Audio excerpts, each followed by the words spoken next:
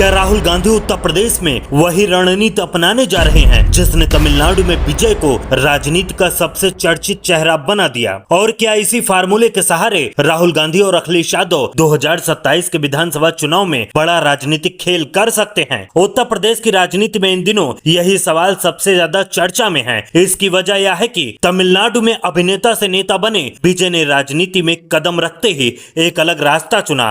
Party नई थी, संगठन नया था, लेकिन विजय का फोकस पुराने नेताओं से ज्यादा नए चेहरों और स्थानीय प्रभाव वाले लोगों पर रहा। बहुत कम समय में उनकी राजनीतिक रणनीति राष्ट्रीय स्तर पर चर्चा का विषय बन गई। अब उत्तर प्रदेश में भी यह सवाल उठने लगा है कि क्या राहुल गांधी कांग्रेस को लेकर कुछ इसी तरह की तैयारी कर रहे हैं? क्या कांग्रेस अब पुराने राजनीतिक ढांचे के साथ साथ नए चेहरों और नए प्रयोगों के जरिए अपनी खोई हुई ताकत वापस हासिल करने की कोशिश करेगी? और क्या यह रणनीति समाजवादी पार्टी के साथ मिलकर 2027 के चुनाव में किसी बड़े राजनीतिक बदलाव की नींव रख सकती है? यही वजह है कि कांग्रेस के वरिष्ठ नेता और पूर्व मंत्री सलमान खुर्शीद के एक बयान ने उत्तर प्रदेश की राजनीति में नई बहस छेड़ दी। सलमान खुर्शीद ने न सिर्फ समाजवादी पार्टी और कांग्रेस के मजबूत गठबंधन की बात कही, बल्कि उम्मीदवारों की कमी को लेकर उठ रहे सवालों के जवाब में तमिलनाडु के मुख्यमंत्री और टीबी के प्रमुख विजय की रणनीति का भी जिक्र किया।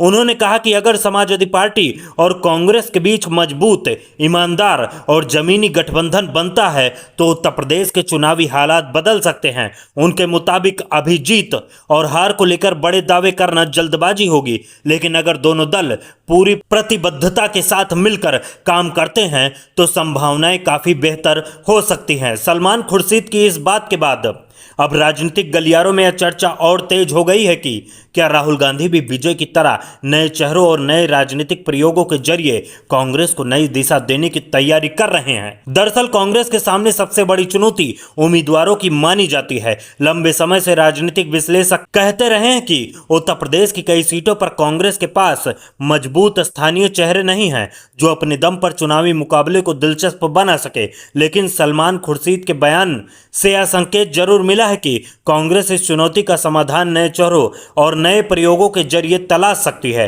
ठीक वैसे ही जैसे विजय की पार्टी ने अपने राजनीतिक विस्तार के दौरान किया था। यही कारण है कि अब राहुल गांधी की रणनीति पर सबकी नजर टिकी हुई है। अगर कांग्रेस वास्तव में नए चेहरों को आगे लाने का फैसला करती है तो यह उत्तर प्रदेश की राजनीति में उसके लिए बड़ा बदलाव साबित हो सकता है। दूसरी तरफ अखिलेश यादव के नेतृत्व में समाजवादी पार्टी पहले से ही उत्तर प्रदेश में विपक्ष की सबसे मजबूत ताकत मानी जा रही है। 2024 के लोकसभा चुनाव में समाजवादी पार्टी और कांग्रेस की साझेदारी ने उम्मीद से बेहतर प्रदर्शन किया था।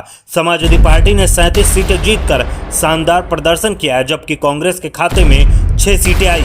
राहुल गांधी और अखिलेश यादव की संयुक्त रैलियां भी काफी चर्चा में रहीं और युवाओं के बीच दोनों नेताओं की जोड़ी ने खास पहचान बनाई। यही वजह है कि अब 2027 विधानसभा चुनाव को लेकर दोनों दलों के बीच तालमेल की चर्चाएं तेज हो गई हैं। हालांकि राजनीति के जानकार यह भी याद दिलाते हैं कि गठबंधन की सबसे बड़ी परीक्षा सीट बंटवारे के समय होती है। 2017 विधानसभा चुनाव में भी दोनों दल साथ आए थे, लेकिन नतीजे उम्मीद के मुताबिक नहीं रहे। वहीं 2024 के लोकसभा चुनाव में यही गठबंधन सफल साबित हुआ। इसलिए अब सबकी नज़र इस बात पर है कि क्या दोनों दल पिछली गलतियों से सीख लेकर आगे बढ़ पाएंगे।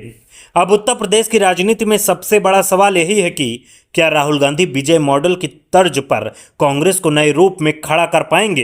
क्या नए चेहरों पर दांव लगाने की रणनीति कांग्रेस को फायदा पहुंचाएगी? और क्या अखिलेश यादव तथा राहुल गांधी की जोड़ी 2024 की सफलता को 2027 विधानसभा चुनाव में भी दोहरा पाएगी? क्योंकि गठबंधन सिर्फ चुनाव लड़ने का नाम नहीं होता, उसे जमीन पर मजबूत करना भी उतना ही जरूरी होता है। आने वाले महीनों में यह भी साफ होगा कि सीट बंटवारे को लेकर दोनों दल किस तरह आगे बढ़ते हैं और क्या कांग्रेस को वह राजनीतिक स्पेस मिल पाती है जिसकी उसे जरूरत है। फिलहाल इतना जरूर है कि विजय की रणनीति, सलमान खुर्शीद के बयान और राहुल गांधी अखिलेश यादव की संभावित चुनावी तैयारी ने उत्तर प्रदेश की राजनीति में एक नई चर्चा शुरू कर दी है। अब देखना यह होगा कि यह चर्चा सिर्फ राजनीतिक बयानबाजी तक सीमित रहती है या फिर 2027 के चुनाव में किसी बड़े राजनीतिक बदलाव की कहानी लिखती है।